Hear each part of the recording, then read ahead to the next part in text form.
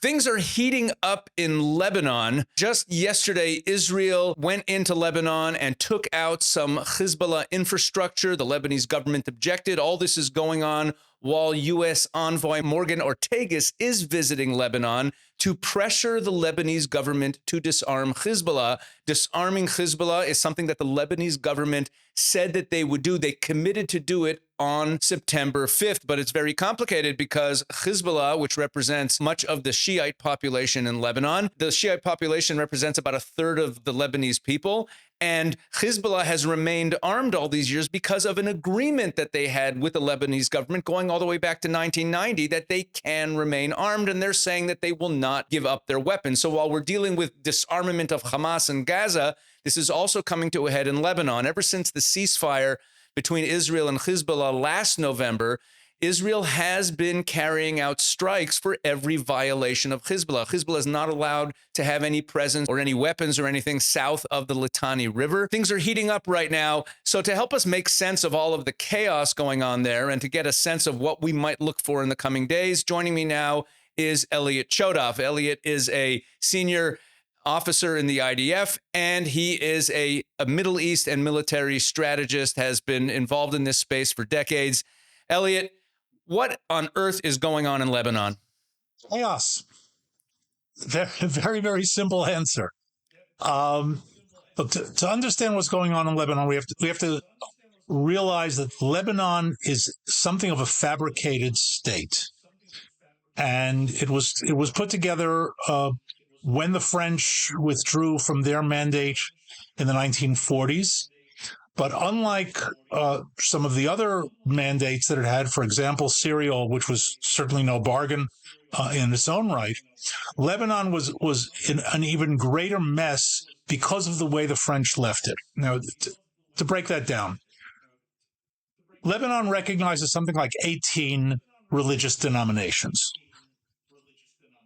The main ones for our purposes are the Muslims, which are divided in two, the Shiites and the Sunnis, the Christians, which are primarily Maronite, but not exclusively Maronite, and the Druze. So let's say there are three major, call it four if you include the Shiite-Sunni split as a subgroup.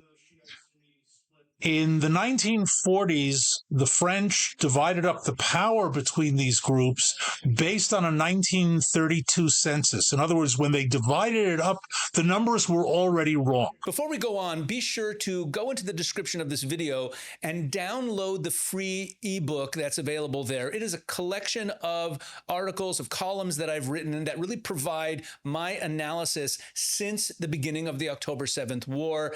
And it'll really give you a window into what we've been through since the war began. So go ahead and download that. Now back to the video. When you say divided it up, let's just explain to our viewers that generally, like in a place like the United States, you know, different religions live all over the place. But when you say that there's different religious sects, why does that matter to the political makeup of Lebanon? Okay, because in the Middle East in general and in Lebanon in particular, tribalism, geography, ethnicity, and religion are all the same.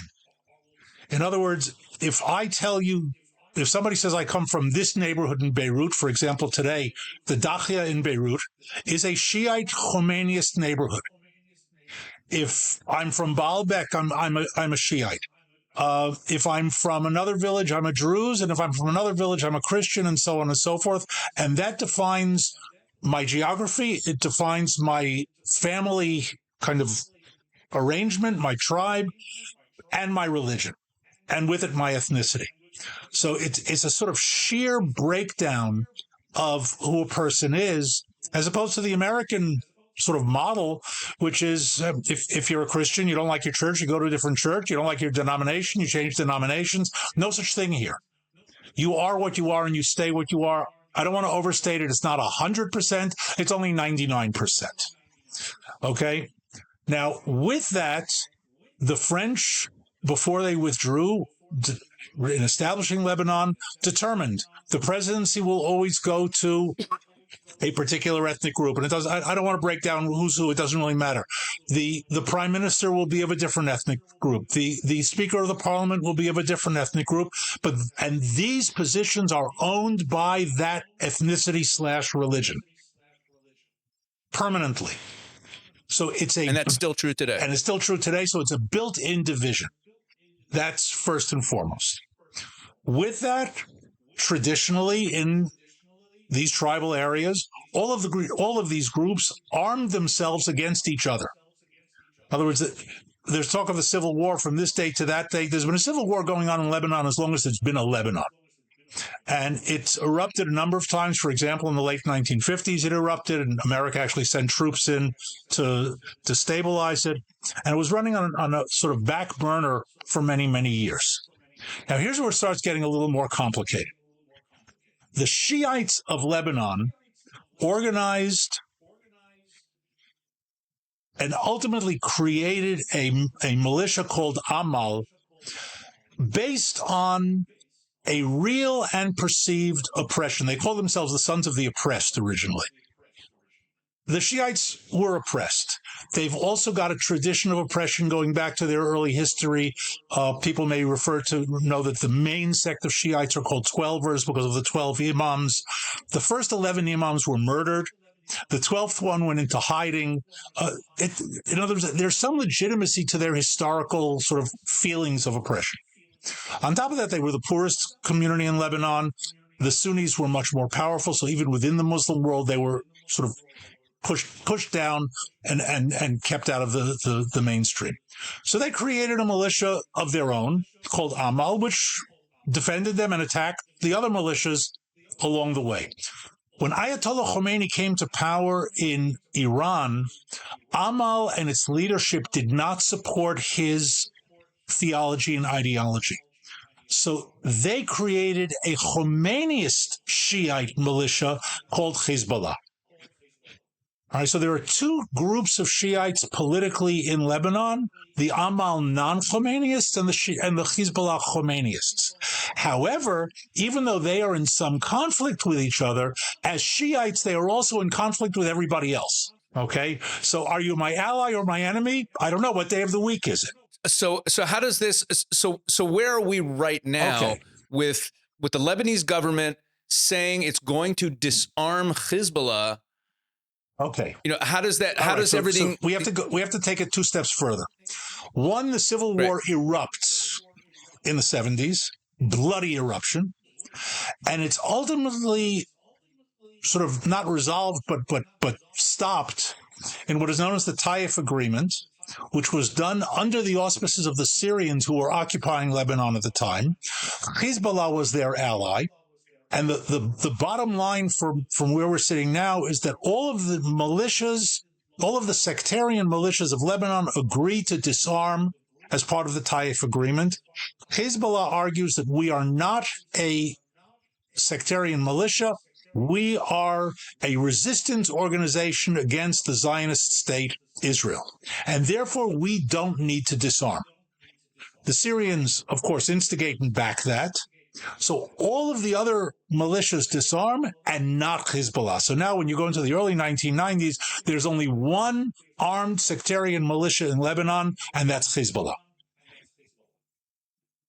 The result of that is that a whole bunch of short-term alliances develop because here again, Americans, Israelis, we think politics in political terms. In a place like Lebanon, survival terms. So the Christians actually go into somewhat of an alliance with Hezbollah, not out of love, because they don't want to be murdered. The Druze likewise. All of this continues with Hezbollah supreme in Lebanon until the war with Israel over the past couple of years, in which Israel terrifically weakens Hezbollah, doesn't destroy it, but weakens it significantly. And the weakening of Iran plus the fall of the Assad regime in Syria means Hezbollah is now a weakened, semi-isolated, I don't want to overstate it, organization relative to what it was 3-4 years ago. And part of the agreement now is the disarming of Hezbollah. The Lebanese government would love to disarm Hezbollah. The president is a Christian. He's a retired general.